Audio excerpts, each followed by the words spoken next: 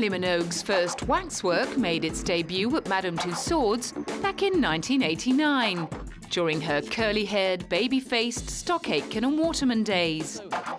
No doubt the famous London Museum was confident that their Kylie waxwork would outlast the career of the petite Australian songbird, who would probably fade into obscurity just as swiftly as she had emerged from it. However, 10 years later, with Kylie Minogue still very much in the spotlight, Kylie Mark I was looking out of date. I just have changed a lot, and I'm not quite as young anymore, so I do look different. The museum's only option was to commission Kylie Mark II, a slightly more mature model that paid homage to her new rock chick look. But she found standing next to her likeness a little unsettling. She's really peculiar. Getting the new waxwork right hadn't just been about updating the old model.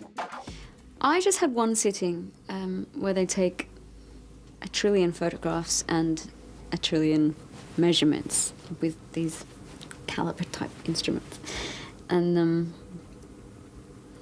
they match the color of your skin, your eyes, your hair, your teeth.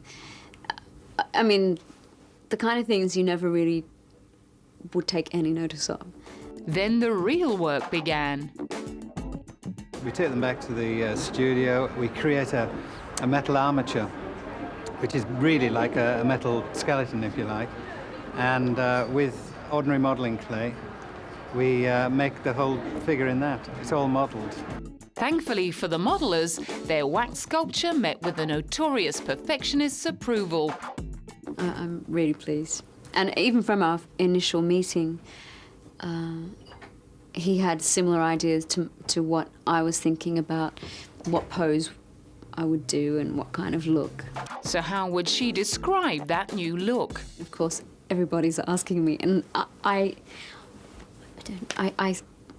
have decided to just call her 30-year-old Kylie. K30, that will do. And K20? Apparently they just put her away, store her. I thought she might be melted down, or, you know, I could make a candle, like put a wick in the top of my head and just watch her fade away. Far from fading away, the real Kylie Minogue wasn't going anywhere.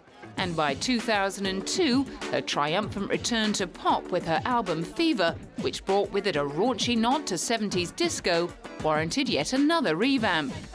This time, however, Kylie was much more hands-off in the creative process. Instead of sitting for Kylie Mark III, she gave the museum permission to model the new waxwork on a magazine photo that featured her posing on all fours. Although the photo had been taken from the front, Madame Tussauds took the liberty of turning the waxwork sideways on, creating a much more overtly sexual effect, especially in the micro mini and thigh-high boots. Staff at the museum seemed rather pleased with their efforts.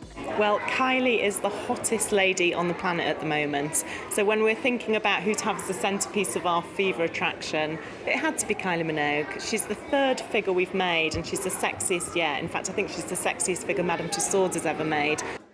The real Kylie, however, was said to be rather less impressed when she saw a picture of her new provocative waxwork in the paper. Perhaps she was a little happier when her figure was dressed in something more modest to play the angel in the nativity scene. At least it wasn't too long a wait before Madame Tussauds were on the phone again to discuss ideas for an incredible fourth waxwork. Having survived breast cancer and staged a comeback tour in the interim, Kylie Mark IV was at the top of the museum's shopping list for 2007. Only the Queen has had more figures than Kylie. She's had 5, but Kylie Minogue's pop royalty. She's a pop chameleon. She's so popular because she changes images and moods with the time. So our fans here and our guests have wanted exactly the same. They wanted to see a new, up-to-date Kylie, so it made sense. The dress was modelled on one Kylie wore during her Showgirl tour.